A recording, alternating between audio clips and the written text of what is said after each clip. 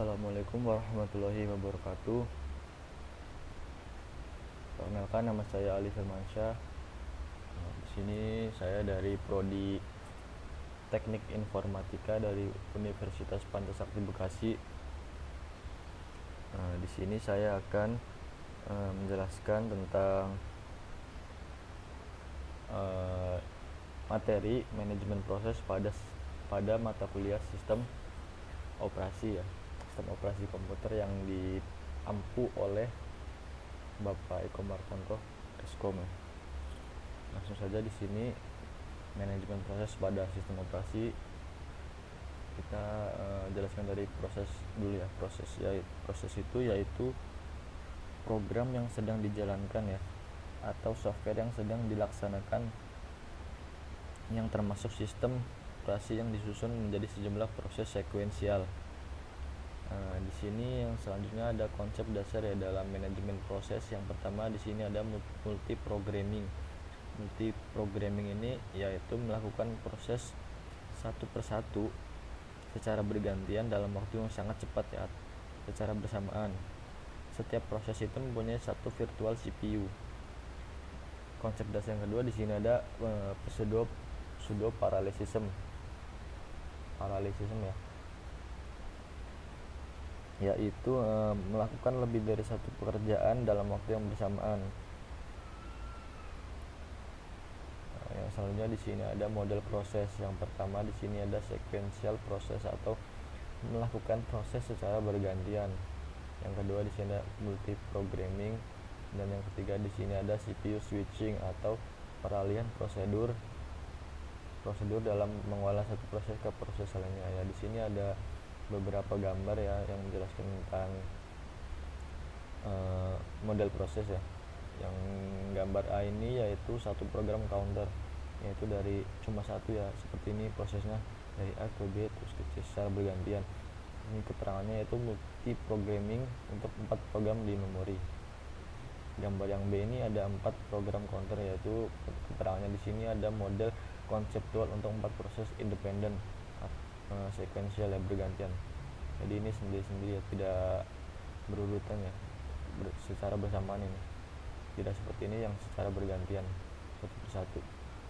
Yang ketiga ada di gambar C di sini, yaitu hanya satu program yang aktif dalam satu waktu. Sama dengan disebut juga pseudo paralel. Selanjutnya di sini ada hierarki proses. Hierarki itu urutan proses dari yang paling atas sampai ke yang paling bawah. Hierarki proses di sini yaitu pemanggilan proses oleh proses lain, disebut paralel. Sistem operasi menyediakan apa yang dibutuhkan oleh proses. Umumnya proses diciptakan dan dihilangkan selama operasi berlangsung. Di sini ada yang pertama, hierarki prosesnya ada create and destroy proses ya. Create ini di sini berarti membuat, sedangkan destroy di sini yaitu menghapus ya, atau mendelete ya. Yang kedua di sini ada fork system call, yaitu mekanisme untuk membuat proses yang identik dengan proses yang memanggilnya. Seperti ini contohnya ya, urutannya dari parent ke children.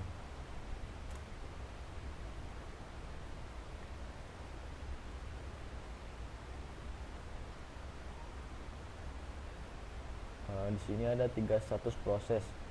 Yang pertama di sini ada running atau bekerja ya, kerja, yaitu benar-benar menggunakan CPU pada saat itu atau sedang mengeksekusi instruksi proses itu. Jadi ketika kita memasukkan sebuah inputan ya pada sistem operasi itu, proses runningnya itu, proses itu disebut proses running seperti itu, yaitu menggunakan CPU pada saat itu ya, sedang mengeksekusi dari instruksi yang kita berikan. Yang kedua di sini ada blocked ya. Block yaitu terhenti, tidak dapat berjalan sampai kegiatan eksternal terlaksana atau proses menunggu kejadian untuk melengkapi tugasnya, yaitu ini bisa berupa proses menunggu selesainya perangkat I/O, tersedianya memori, tibanya pesan jawaban, seperti itu. Yang status proses yang terakhir yaitu ada ready dan atau siap ya. Proses ini siap dikerjakan tetapi menunggu giliran dengan proses lain yang sedang dikerjakan. Itu bisa berjalan sementara berhenti untuk memungkinkan proses lain dikerjakan seperti itu. Nah, ini ada flowchartnya ya, flowchart transisi status seperti ini.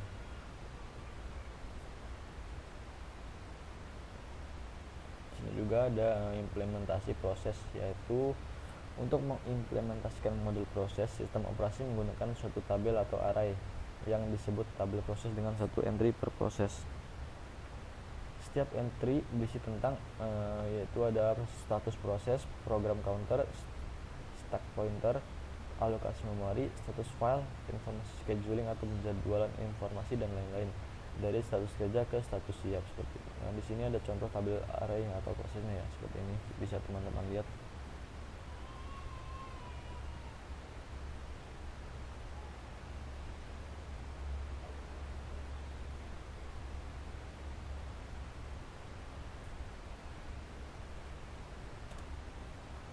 Di dalam manajemen proses ini ada yang namanya interupsi ya. Interupsi itu yaitu kerja prosesor pada suatu proses terhenti oleh pensaklaraan konteks.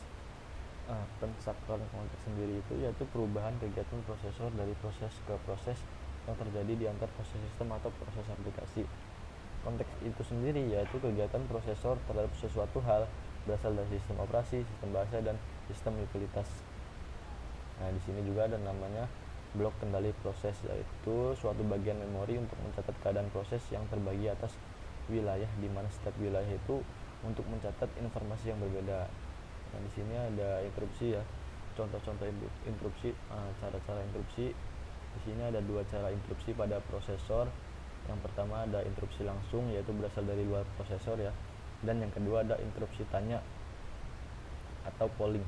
Ini berasal dari prosesor yang secara bergilir mengecek apakah ada periferal yang memerlukan pelayanan atau tidak. Nah, interupsi ini dapat di-enable atau disable tergantung pada levelnya.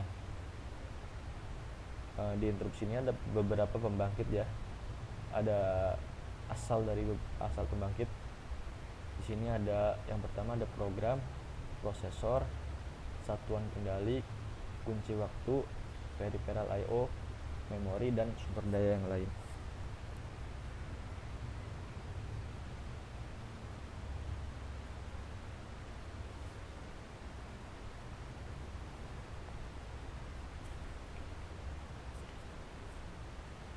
Ini ada interupsi vektor ya, yaitu berisi alamat, prosedur, service interupsi, juga penerimaan interupsi, dan interupsi berganda.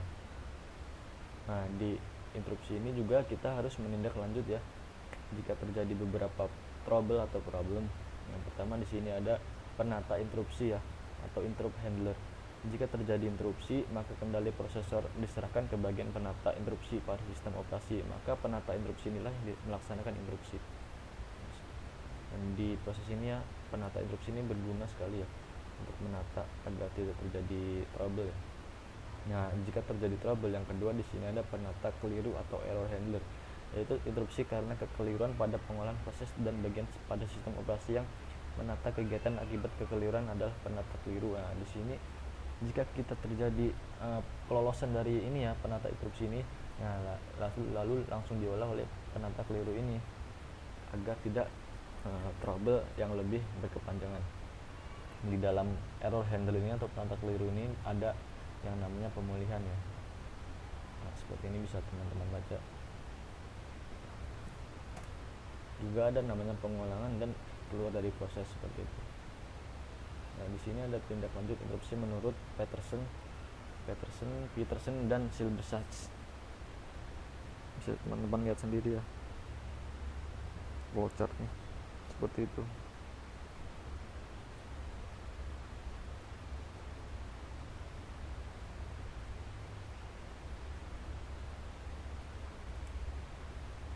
Nah, di sini ada komunikasi antar proses atau inter-process communication atau IPC.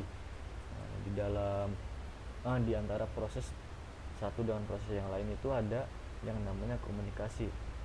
Beberapa proses biasanya berkomunikasi dengan proses lainnya. Nah, ini contohnya pada sel pipeline, output dari proses pertama harus diberikan kepada proses kedua dan seterusnya. Jadi misalnya nih ada proses pertama nih diberi input, lalu terjadi pengolahan data di dalam proses pertama ini. yang menghasilkan output. Nah, outputnya ini diberikan kepada proses kedua, begitu juga seterusnya. Pada beberapa sistem operasi, proses-proses yang bekerja bersama sering sharing atau berbagi media penyimpanan, di mana suatu proses dapat membaca dan menulis pada shared storage atau main memory atau files.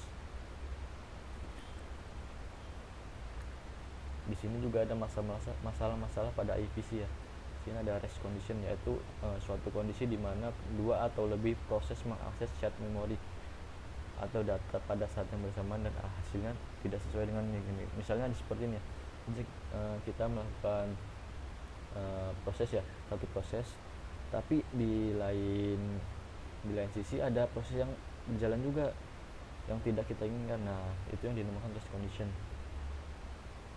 dan hasilnya itu tidak sesuai yang dengan kita kendaki ya. Untuk menghindari rest condition ini, maka harus diatur ya dua proses yang punya critical section yang sama.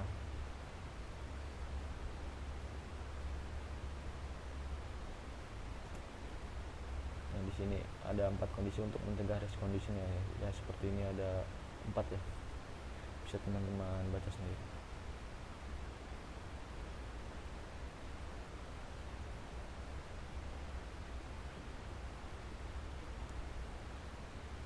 Dan selanjutnya di sini ada mutual exclusion atau mutex. Jika suatu proses sedang mengakses shared memory di critical sectionnya, tidak ada satu proses pun yang dapat masuk critical section dan menyebabkan masalah ya. Di sini gunanya mutex ya, untuk mencegah satu proses yang selain yang kita lakukan, yang kita input ya, itu dapat masuk critical section dan dapat menyebabkan masalah, yaitu istilahnya penyaring ya, ini mutexnya. Selanjutnya di sini ada jenis-jenis mutex ya. Yang pertama di sini ada disabling interrupt, yaitu untuk mematikan interupsi. Yang kedua ada log variables. Yang ketiga ada strict alternation. Yang keempat ada Peterson's solution. Yang kelima ada test and set lock instruction atau instruksi TSL.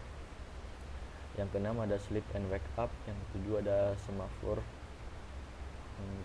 Yang kedelapan ada event counters ya, atau read and canodia 1979. Yang ke-9 ada monitor. Yang terakhir ada message passing-nya.